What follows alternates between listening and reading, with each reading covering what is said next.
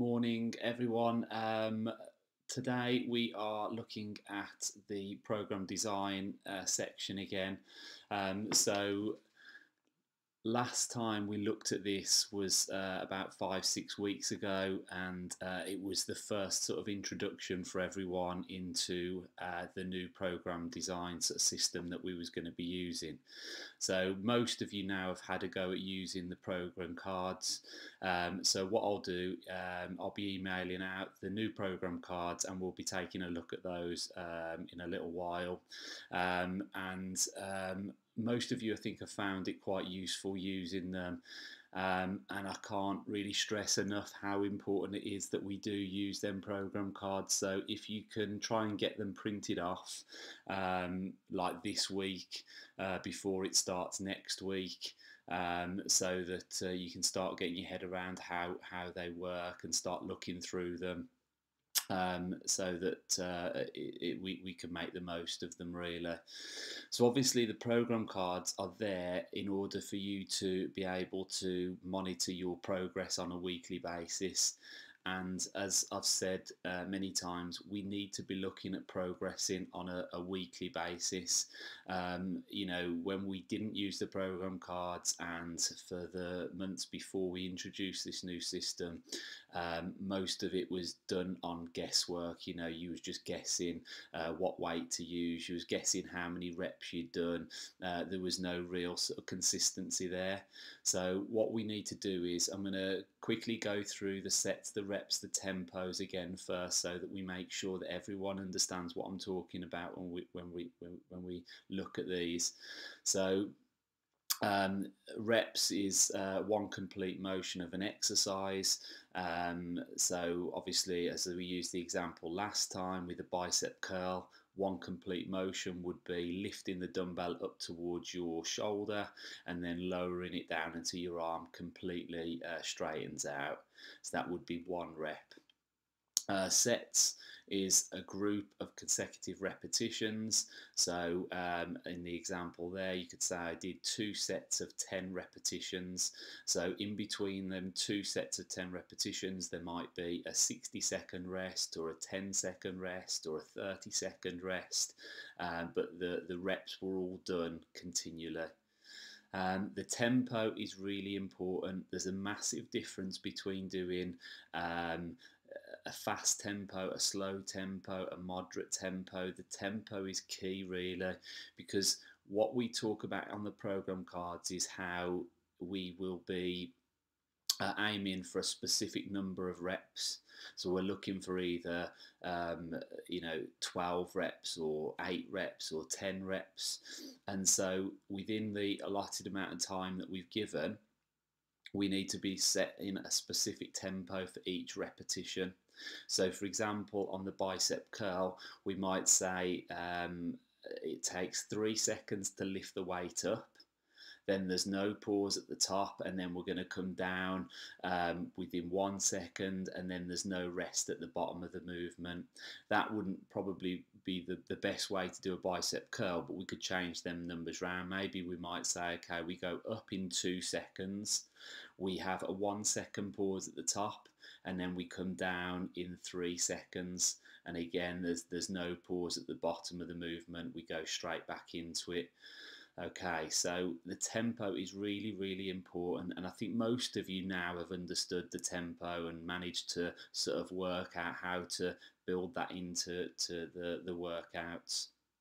And then the resistance, the load, or the intensity is a reference to the weight that you're using, whether it's 1 kilo or 5 kilo or a body weight exercise. Yeah, so hopefully that makes sense.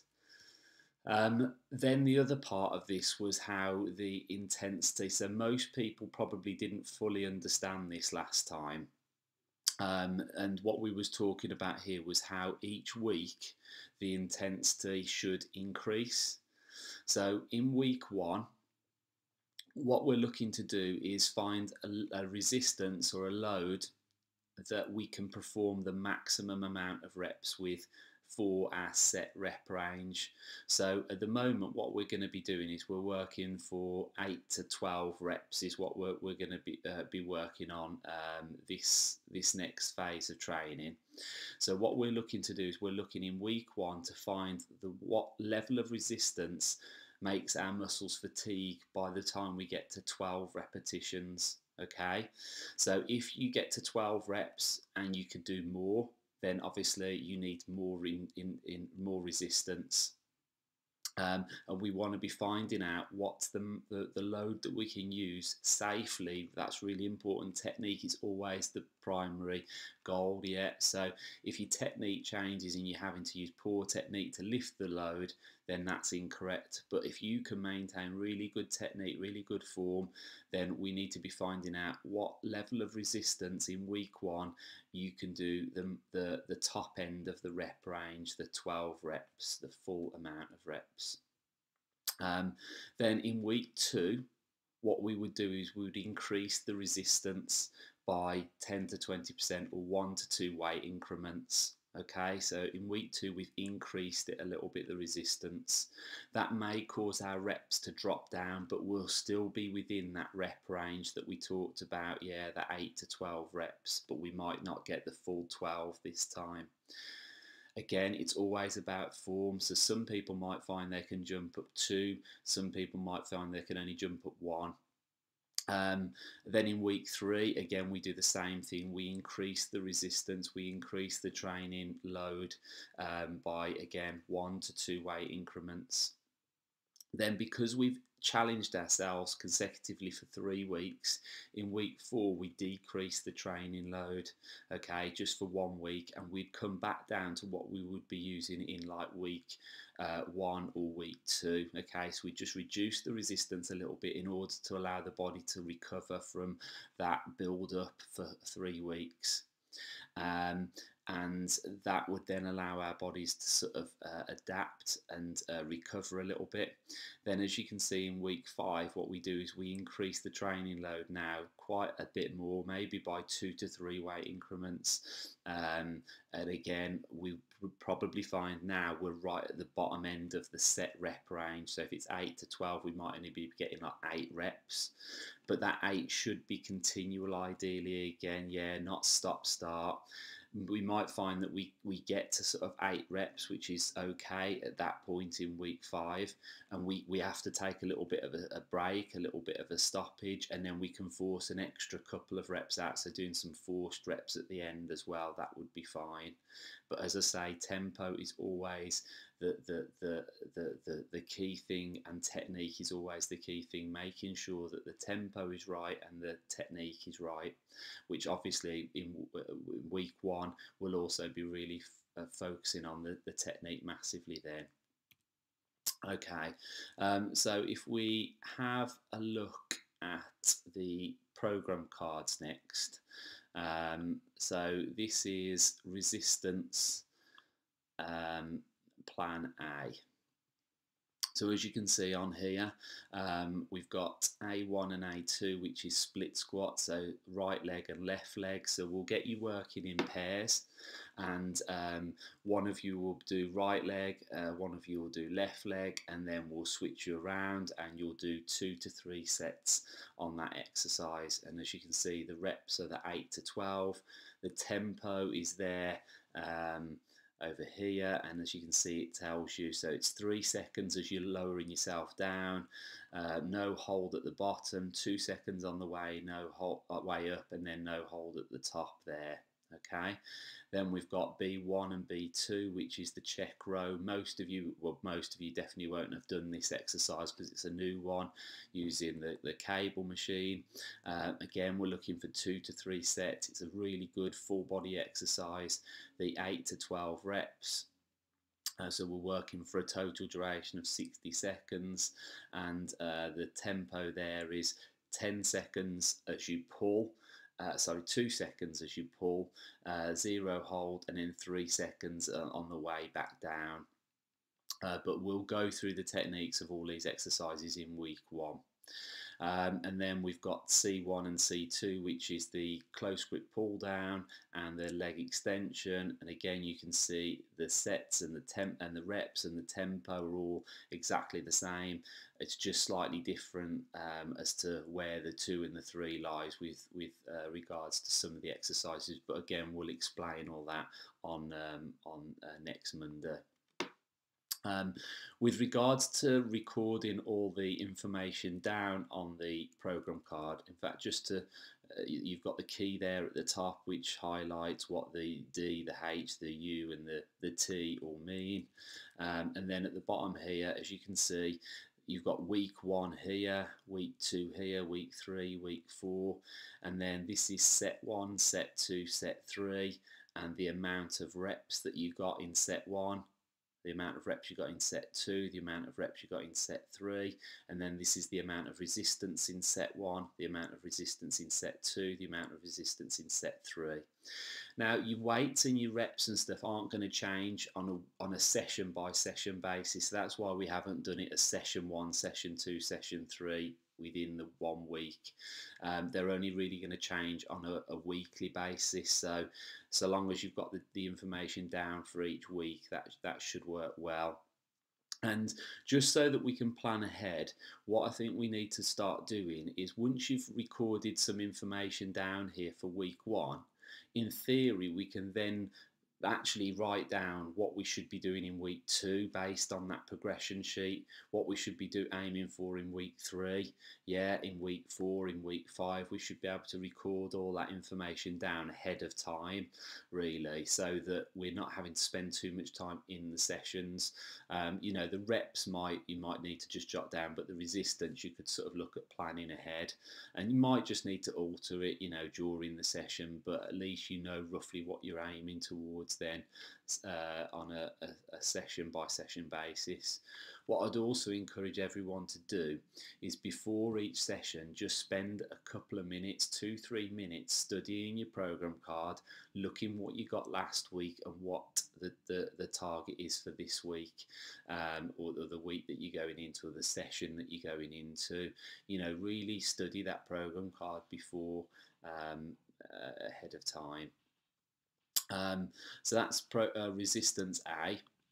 Then we have so this is resistance B. So again, you've got get you working in pairs. So we've got A1 and A2 step ups right leg, step ups left leg. We've got, again, this is a new exercise that most of you won't have done, with B1 and B2, chest press, right and left side, and then we've got a push press and a squat hold here. Your sets, your reps are all set out there, and the tempos are all highlighted here as well. Again, don't worry, we'll go through all of this on Monday. We'll get everyone comfortable with what they need to be doing, but just have a quick look through them so you can see what's going on. Over at the bottom, again, we've covered all of the how to record the information, so hopefully that will make sense. And then we have this is cardio plan B. So again, it's working in pairs, so A1, A2, B1, B2, C1, C2. There's little bits of information here in the rep section that tells you some things to focus on technique wise. Most of the exercises over here, the tempo is going to be high because it's cardio, so most of the exercises are going to be pretty high tempo, like the kettlebell swing, the rope slams, the power jacks, the burpees. They're all high tempo. There's a couple of ones that are slower, like the crossbody crunch and the reptilian plank. Them are slower, but again, we'll cover them at a later point. As you can see here, we've got like a little key here. So for beginners, how many rest intervals they should allow themselves within a 60 or 90 second work period. So whether you're intermediate, advanced, if you're at advanced, we're expecting you to maybe only stop once, or 0 times. If you're a beginner, we might expect you to have to stop a couple of times and break it up into chunks. Again, down here at the bottom, you'll be recording your reps. So this is week 1, week 2, week 3, week 4. So you've got your reps in set 1, reps in set 2, reps in set 3. And then here you've got your sorry, that's your rest, sorry. So rest 1, rest 2. Where I've put rest, that's in relation to how many rest intervals you're having within the 60 seconds or within the 90 seconds, yeah? So you might put down here in S1, set 1, that you had 2 rest periods. Now ideally we want to note down whether it was a 5-second rest period or a 10-second rest period. So if you had one 10-second rest period, you'd just put 10 in there. If you had 2 5-second rest periods, you'd put 5/5. Okay, and then again here in set 2, maybe you had 2 10-second rest periods here, or 3, so you'd put 10/10/10. Over here we've got your reps and resistance. It's predominantly really going to be reps here that you'll be recording, but let's say for example you had 2 rests here and they were 5 seconds rests in set 1, so that meant that you perhaps maybe did 15 reps and then you had a rest, then you did maybe 10 reps and then had that second rest, and then you did 7 reps. So you'd put 15/10/7 in this column here, so that we're being as specific as possible. Then in week 2 you can say, right, last time I had 2 rest periods of that, and that was how I broke my reps up into 15, 10 and 12. So then week 2 you can try and build on that. The more information, the more specific we can be, the better really. And then I think, yeah, we've still got one more program card to look at. So over here is cardio plan A. Again, as you can see, pairs, so A1 and A2, B1, B2, C1, C2. The tempos are all there again. And then it's exactly the same, recording information down as you did for the other cardio program.